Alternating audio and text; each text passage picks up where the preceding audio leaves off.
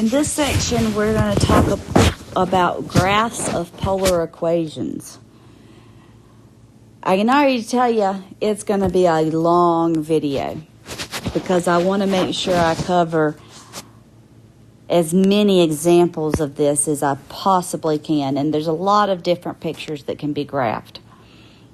So, starting off, a polar equation is an equation whose variables are in r and theta. We've already looked at some of those.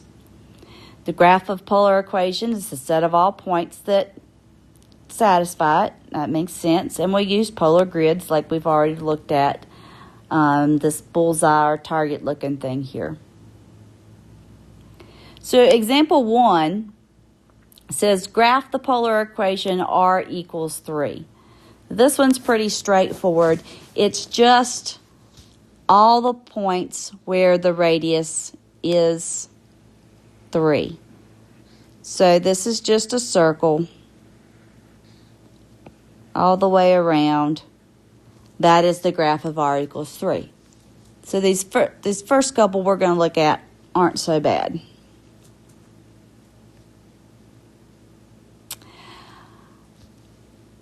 So the first thing is lines. How do you graph a line on a polar axis? If your equation is theta equals 0 or theta equals pi over 2, then theta equals 0 is graphed on the polar axis. That's the green line there. That's the one that's graphed. Theta equals 0 is graphed as the green line. And theta equals pi over 2 is our pink one. And it's just the vertical axis. If you have theta equals some angle, then you're just graphing the line, the diagonal line that follows that angle all the way through. So I will come back to that. So theta equals 3 pi over 4 is just graphing along the line of 3 pi over 4 and keeping on going even in the other direction.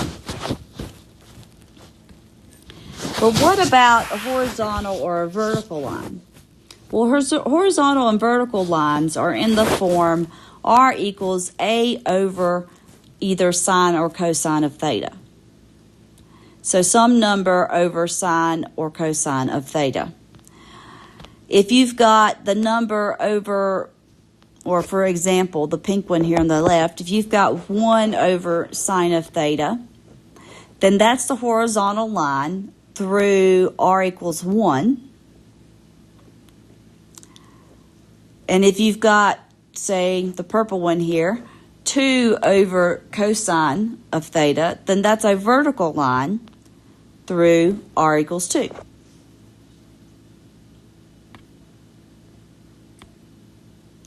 So for example B here, to graph this, we need to solve for r. So we'll divide both sides by sine of theta. Sine will give us a horizontal line through r equals 3. So I didn't quite make it. That's pretty close. So there's the graph of r equals 3 over sine theta. Next, we talk about how to graph circles where their center is not at the pole, at the center of your graph. So circles are in the form 2 times a number, either sine or cosine of theta. So here's several different examples here. If you've got 2a sine theta, then your graph, the graph of the circle is going to be above the polar axis. If you've got negative 2a sine theta, it's going to be below the polar axis. If you have r equals 2a cosine theta, then your circle is going to be to the right of the line theta equals pi over 2. If it's negative 2a cosine theta, it'll be to the left of the line, y equals pi over 2.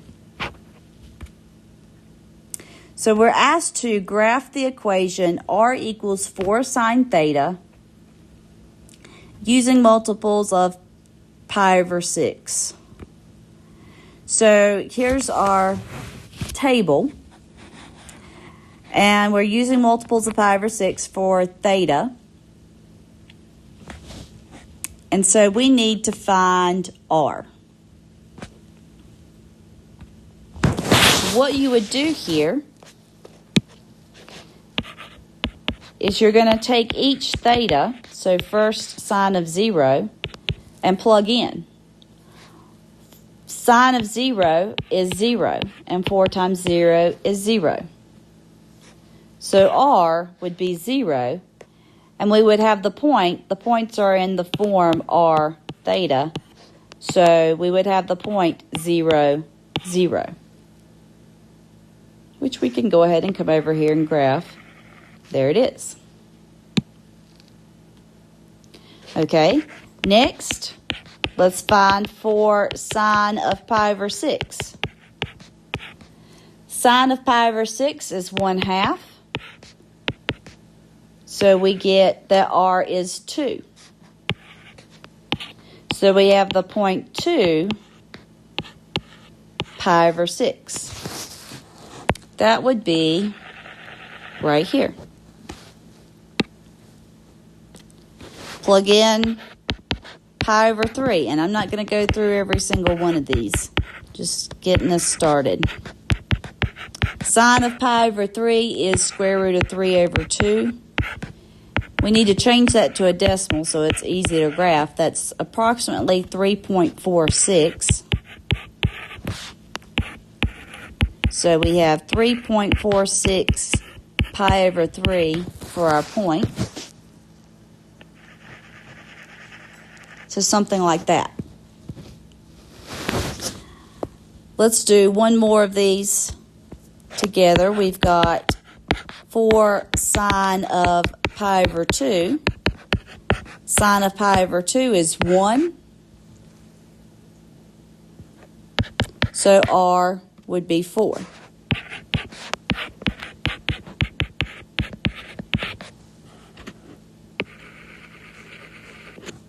Okay?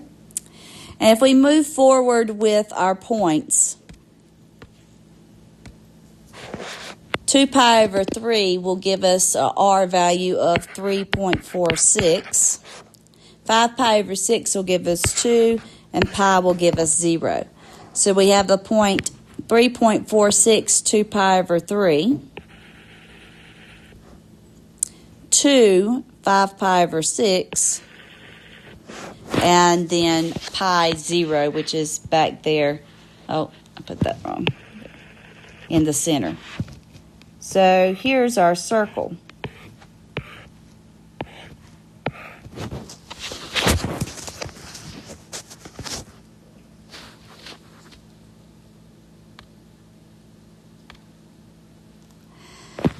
As we move forward with these, we don't want to have to graph points all the way around. So we learn how to check for symmetry. There's 3 types of symmetry in polar coordinates.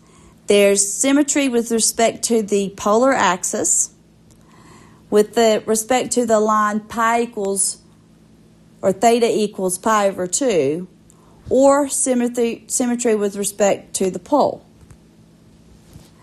To test if a polar graph is symmetric with the x-axis, you replace theta with negative theta. Once you simplify, if you get back to the original equation, then that means you're symmetric with respect to the polar axis. If you have a different equation, then it may not be symmetric. To test with symmetry to the line theta equals pi over 2, you replace r with negative r and theta with negative theta, both of them. and you would get back the same equation. And then to test with symmetry of the origin or the pole, you replace r with negative r. So we'll look at how to do that in a minute. Here's some pictures of what we call cardioids. I think that's how you say that. Some of these are really hard to pronounce. But we have r equals, if you've got an equation in the form r equals a times 1 plus or minus sine or cosine of theta, then you have what is a cardioid. It kind of looks like a heart, I think. It's like yeah, there we go. Anyway, so these are what cardioids look like. I don't know how to say this. Lemniscates, I don't know. They're similar to cardioids, but cardioids go through the pole, through the center, and lemniscates don't.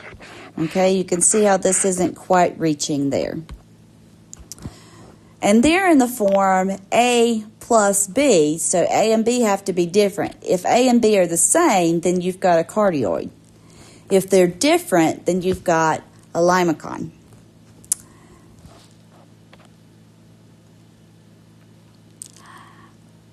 Okay, let's see. You can have different types of lemniscates. They could have an inner loop. They could be heart-shaped like the cardioid. They could have just a dimple with no loop. Or they could actually end up having no dimple and no inner loop. Just depends on what they look at. And if you're looking at your particular equation, you want to make sure you're graphing it correctly. Here are some little formulas you can look at. If A divided by B is less than 1, then you've got an inner loop. If A over B is 1, you've got a cardioid. If A over B is between 1 and 2, you have a dimple. But if A over B is greater than or equal to 2, there's no dimple. So for example 4, we're going to graph one of these guys. But first, we're going to check for symmetry. And the reason we check for symmetry is because it helps us graph it a little bit easier. So, first we're going to test with symmetry with respect to the polar axis. So that means we're letting theta be negative theta. So in our equation, we say r equals 3 plus 2 cosine of negative theta. And we simplify. Cosine of negative theta is equal to cosine of theta.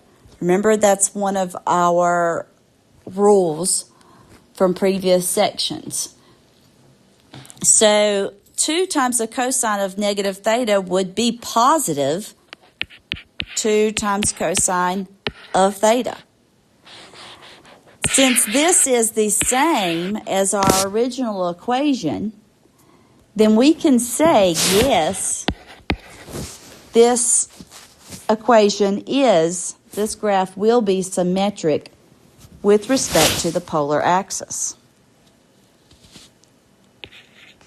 Then we need to check for symmetry with theta equals pi over 2, because we could have symmetry with more than 1. And in this case, we let r equals negative r and theta equal negative theta. So negative r equals 3 plus 2 cosine of negative theta. And we've already said cosine of negative theta is just positive cosine theta. Solve it for r, so we need to get the negative over. And we do not have the same equation as original. So what that means for us, We don't always say no, that means no, this is not symmetric. We say maybe. Because there is still a slight possibility that our graph could be symmetric with respect to the line theta equals pi, or theta equals pi over 2. So we don't say no, we just say maybe. So most of the time, it's either yes or maybe, not no. And last, we test for symmetry with respect to the pole. For that, we let r equal negative r. And you probably already see that's going to bring our negative over, and we don't end up with the same equation. So again, we say maybe. But we know for sure it's going to be symmetric with respect to the polar axis. So that's going to help us. Let's go over here and we're going to graph this thing. So first, we'll look at where theta is 0. So we're plugging in just like we did before. I'll just work one or two of these. So r equals 3 plus 2 times cosine of 0. Cosine of 0 is 1, and these are all worked out on your notes. So if you print out that notes sheet, then you'll see, or pull it up, you'll see where I've worked out each one of these one by one. So we have 3 plus 2, which is 5. So r will be 5. So we're graphing the point 5, 0. It would be right there. And so we're just going to go through. If we plug in pi over 6, again, I'm not going to work through every one of these because that would really take us even longer than it's already going to. But we'll have the point 4.73 pi over 6. So that's something like right here. If we plug in pi over 3, we get 4. So that's 4 pi over 3. And plugging in pi over 2, we get 3.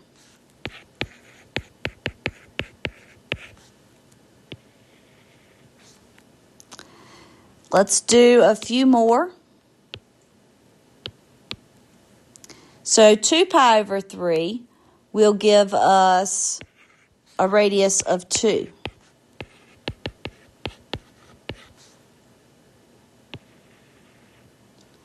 And 5 pi over 6 will give us a radius of 1.27.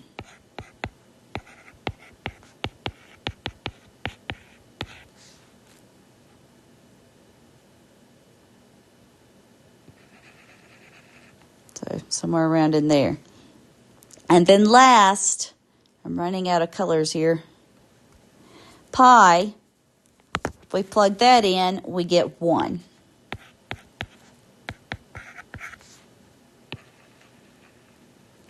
Okay, so why, this is just part of our picture. Let's see. So you can see we've got something like this. You don't connect these with lines. There's some kind of curve going on. I think, oh, that first one is wrong.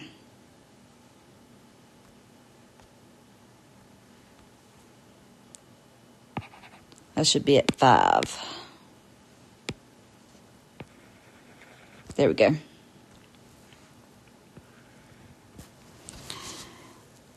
But this is only half of it. So we know that when we tested for symmetry that it's symmetric with respect to the polar axis.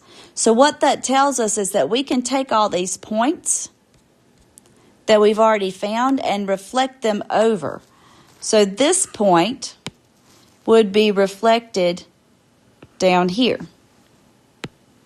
This point would be reflected to here.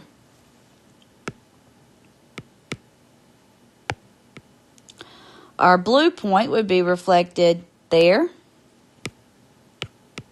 The green one to here. And then the purple one to about right there. So now we can graph the rest of our picture.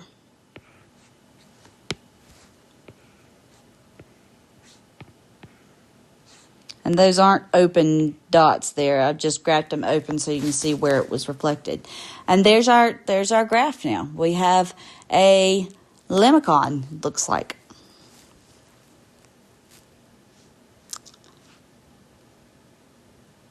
Okay, now let's get where it gets a little more fun here. We have rose curves. They actually look like daisies, but they're called roses for some reason. And rose curves their equations are in the form r equals a sine of n times theta. So some number times theta. N determines the number of petals we're going to have.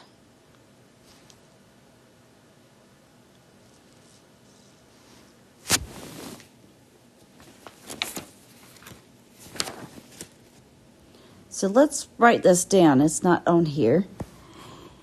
Looking first at the picture on the right, notice we have 1, 2, 3, 4, 5, 6, 7 petals. And this number here inside with theta is 7. So if n is odd, then the number of petals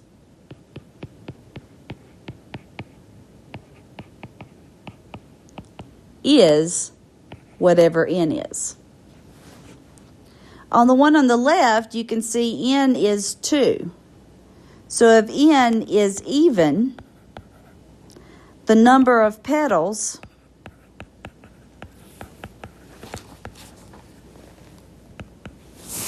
will be 2 times n. So in this case, 2 times 2 is 4. That's why we have 4 petals. Example 5, we're going to graph this polar equation. We always want to test for symmetry. So, first we're going to test with symmetry on the polar axis. So again, you let theta equal negative theta. So we have r equals 2 times cosine of 2 times negative theta.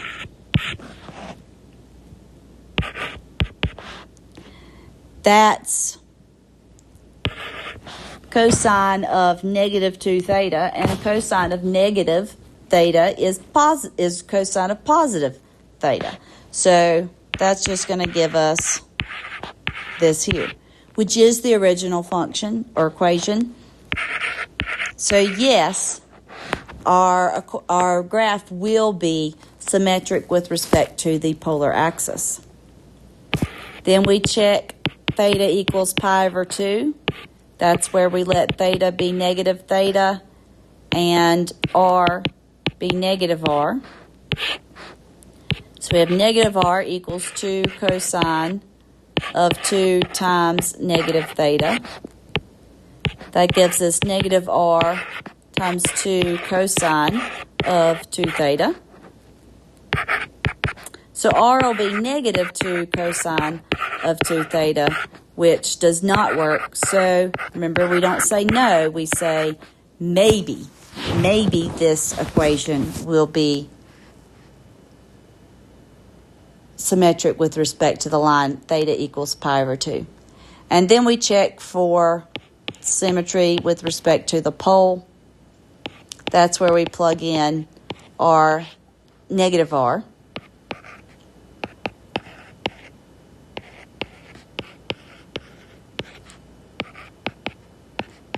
So again, we don't have the original equation, so we say maybe. Okay, so let's start graphing. First, we'll plug in 0. So we would say r equals 2 times the cosine of 2 times 0. 2 times 0 is 0, and cosine of 0 is 1.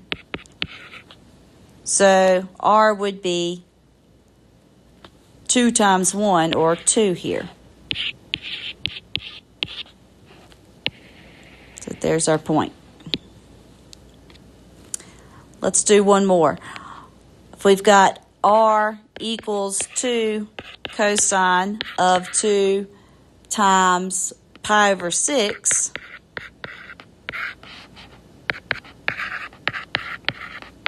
two times pi over 6, 2 pi over 6 is pi over 3. And cosine of pi over 3 is 1/2. So r would be 1.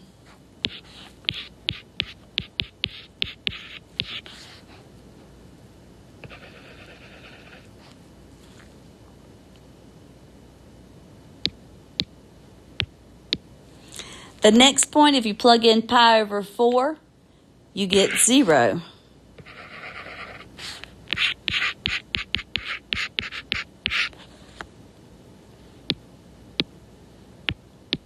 Plugging in pi over 3, we get -1. So pi over 3, -1 would be right there. Remember, pi over 3, 1 would be here, so we got to rotate it all the way around. And one more. Pi over 2 will give us a radius of -2, or an r over of -2. So positive 2 pi over 2 would be up there, so it's down here. Now, this isn't looking too much like a rose curve or like a daisy, is it? But we know that it's symmetric with respect to the polar axis. So we know some things are going to reflect here. We know our green point will reflect down here. And we know that the blue point will reflect over here. So now we've got this.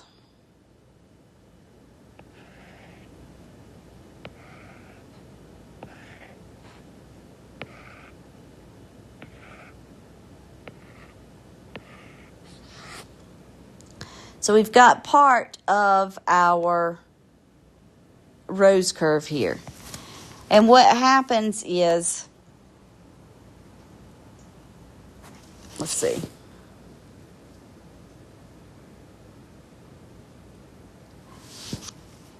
We end up having these same points all the way around. And you could always plug in these points to help you make your table bigger and help you with your graph. But you get the idea. So it actually ends up that it is symmetric with respect to the line y equals pi over 2 and with the pole. Moving on, we've got 2 more of these that we're going to look at. The next is, I really don't know how to say it, Lemniscates, maybe? I don't know. They're kind of like 2-pronged propellers. It's just these 2 loops. So part of a rose curve, but not the entire thing. You've only got 2 petals, always with Lemniscates. So Lemniscates are in the form r squared equals a squared sine or cosine of 2 theta. So when solved for r, you end up with the square root of a squared sine of or cosine of 2 theta.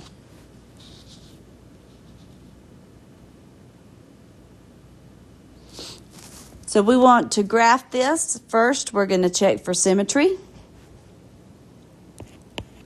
Testing for symmetry with the polar axis. We plug in negative theta. And we're going to solve this for r. So we've got plus or minus the square root of 4 sine of 2 theta. There we go. But we don't have to do that here when we're doing our symmetry. So we got r squared equals 4 sine of 2 times negative theta.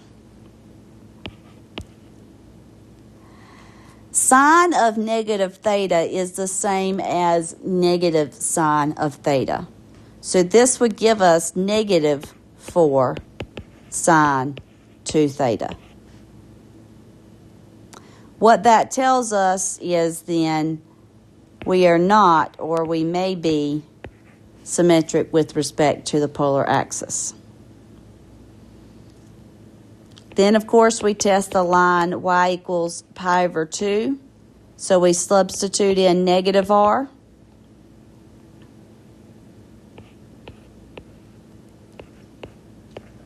And negative theta. So we got r squared equals, again, negative 4 sine of 2 theta. So we have a maybe again. And last, we test for symmetry with respect to the pole. So we just plug in negative r.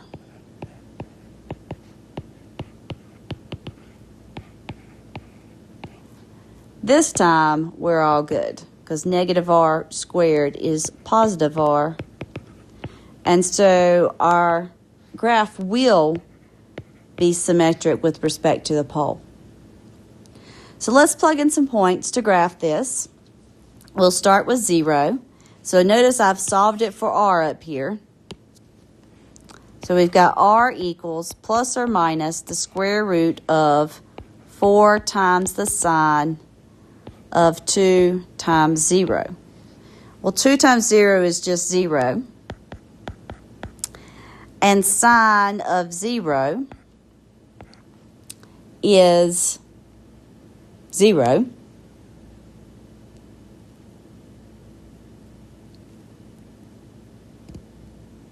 Hang on. Oh, let's look. Actually, something it's a little bit useful. When we take the square root of both sides, we can actually go ahead and take the square root of 4 so that the 2 comes to the outside. Not a big deal, but that's how I have it on my paper, so let's look at it that way. So we got 2 square root of sine of 2 times 0.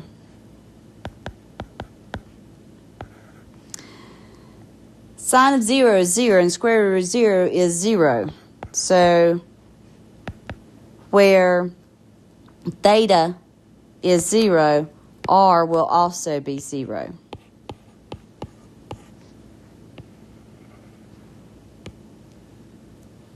Let's look at another of these. So we got r equals plus or minus 2 times the square root of sine of 2 times pi over 6.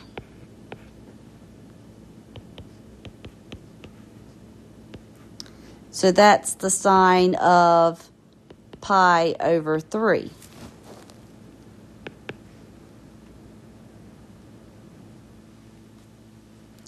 Let's take that up there.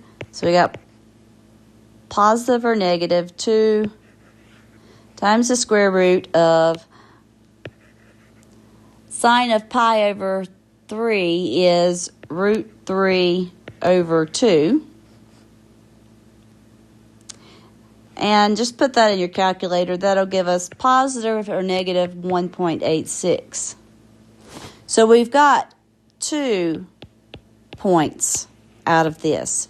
We've got the point positive 1.86 pi over 6. And we've got the point negative 1.86 pi over 6.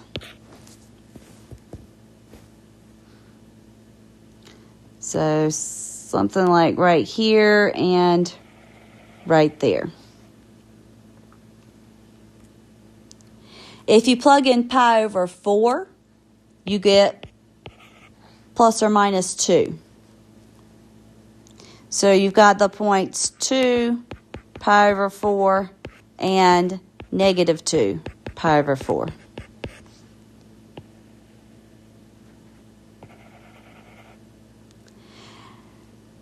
If you plug in the point pi over 3, you get plus or minus 1.86 again.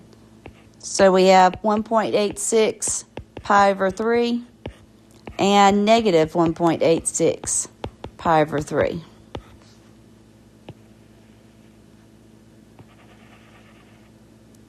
And last, if you plug in 0, or excuse me, pi over 2, you get 0. So that's back in the center again. Okay, so now we can graph this. Something like this. When you're graphing these in your lab, make sure you look back at the pictures in your notes so you don't graph something that does not look anywhere near like it's supposed to, with some kind of just straight lines or V's or who knows what. When you graph these, they need to look like petals to some extent, okay? They don't have to be perfect, but close. So there's what it looks like. And there's an actual picture. You can see mine's not perfect, but you get the idea. Okay, we are almost there. We've got one last type to look at, and these are spirals. So spirals can be an Archimedean spiral or a logarithmic spiral. An Archimedean spiral is in the form r equals a times theta. So you don't have a sine or a cosine in here.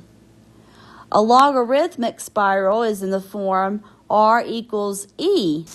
The last polar graph we're going to look at is a spiral here. So we've got r equals 0.4 times theta. And so just plugging in a theta of 0, we just do 0.4 times 0. That's 0. So we've got the point 0, 0. Next, plug in pi over 4. So you just have 0.4 times pi over 4. That's 0.31. So we have the point 0.31 pi over 4, about right there. Next, pi over 2. You see we're going to have to graph a bunch of these because we don't have any symmetry. We're going to have to get a lot of them in there to give us an idea of what this is going to look like. So there's our next point. And we got 3 pi over 4. That's approximately 0.94 for r.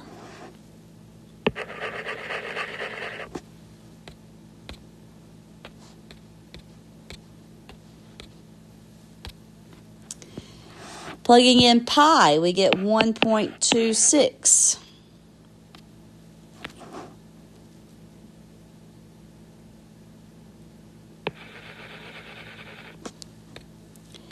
And 5 pi over 4 gives us 1.57.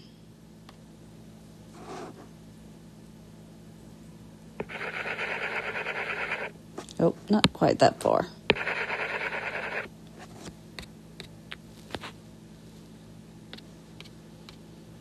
Trying to get colors here.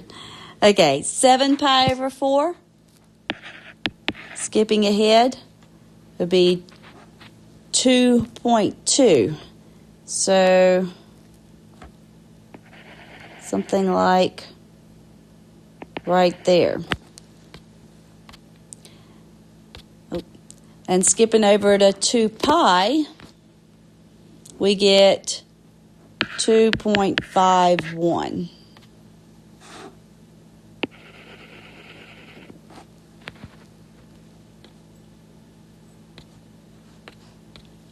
Okay. Then let's see. 9 pi over 4 gives us 2.83.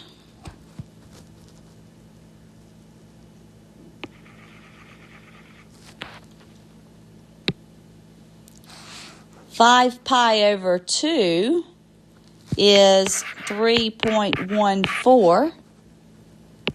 So about right there. And we're getting closer. 11 pi over 4, 3.46. And one more, 3 pi will give us 3.77. So our spiral, if I can draw this very carefully, looks something like this.